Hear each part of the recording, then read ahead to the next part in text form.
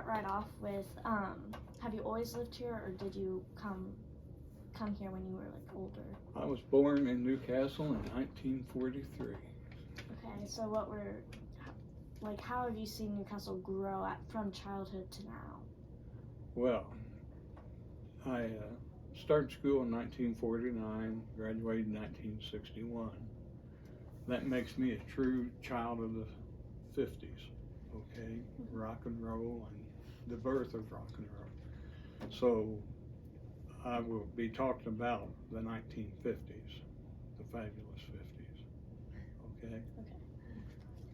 So back then, Newcastle was a smaller town in area, but larger in population than what we are now. Back in the 50s, there were no stores or anything along Road 3 out here where Kroger's and all of them are. All the way out to the edge of town, there was nothing. There were no housing additions, there was no white estates, there was no Red River Valley or Blue River Valley. So we were compacted, houses were much closer together, and you probably knew what your neighbors were doing most of the time in the summer because the windows were out. But we were a manufacturing community. We had large factories. We had the Chrysler, we had Perfect Circle, we had Firestone, we had Modern Boat, and so on. So we were based on industry, our economy was.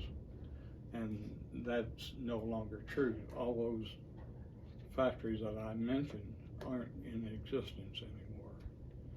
So the biggest change is the type of community we are.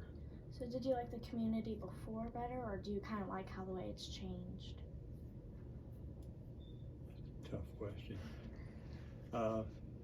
Overall, this is probably for the better. So yeah, now it's okay. How do you think you've impacted Newcastle personally? That's a tough question, because how do you answer that question without sounding like you're bragging? Well, I did this and I did this. Okay, so I'm gonna let somebody else tell you. I've been active in youth athletics in Newcastle since I was 18 years old. Had my first little league baseball team,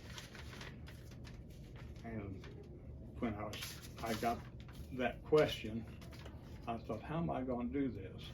And lo and behold, the same day I got a letter, and I'd like to read part of that letter to you.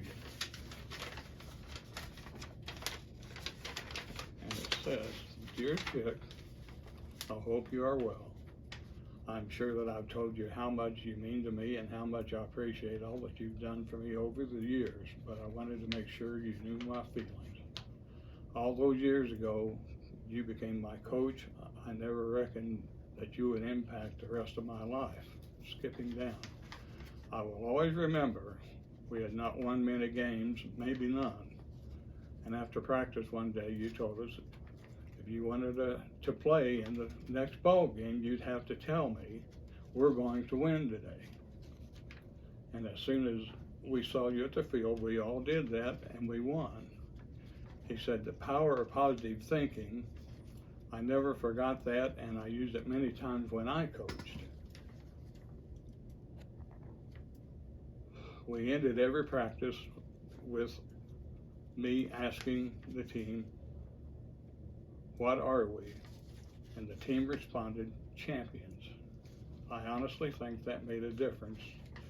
So many other things as well. You were always inputting in my life, whether it be sporting goods, wrestling meets, a chance to meet, you were always making me better. You got me one of my first jobs and played a part in me becoming a teacher and a coach here in Newcastle. I could go on, but I just want to tell you I love you and that I appreciate all that you've done for me. So that's a person that I impacted. Well, this person taught for 40 years here in Newcastle. He coached wrestling here for about the same amount of time. He won more meets than any coach in Indiana. Okay, so you think about the number of kids that he has worked around, and he is impacted. Some of that comes back to me, as you hear from the letter. So, yeah, my youth activities, I've impacted Newcastle. So the letter said something about you having positive thoughts. Do you think that's one of your greatest characteristics? Hey, I don't have a negative bone in my body. Okay. That's good. So what's Newcastle's impact on you, rather than you on it? Back in the late 70s, we moved away from Newcastle, my wife and I and daughter, going to a better job, more money. Well, a year and a half later, we were back in Newcastle. We went to a town similar size to Newcastle, and it didn't have anything like we have for our youth. And that's where I wanted to raise my daughter. So, other than my parents, Newcastle's impacted me more than anything else in the world. So I'm Trojan green through and through. So when you came back, what were your first thoughts, very first, other than wanting your daughter to kind of grow up in that kind of situation? Well, my thoughts were to get back into coaching and my youth activities. I opened a sporting goods store here in Newcastle, and I met and talked to a lot of kids through my sporting goods store, and it was just, that's one day at a time, try to make something better. My last question is, was there someone who impacted you that was in Newcastle, who gave you that kind of first go-ahead start? Another educator, Mr. Richard Leach, Dick Leach. I met him in elementary school. I actually didn't have him as a teacher, but turned out we were lifelong friends, and I was a pallbearer this, and he did for me what I did for this teacher here, okay?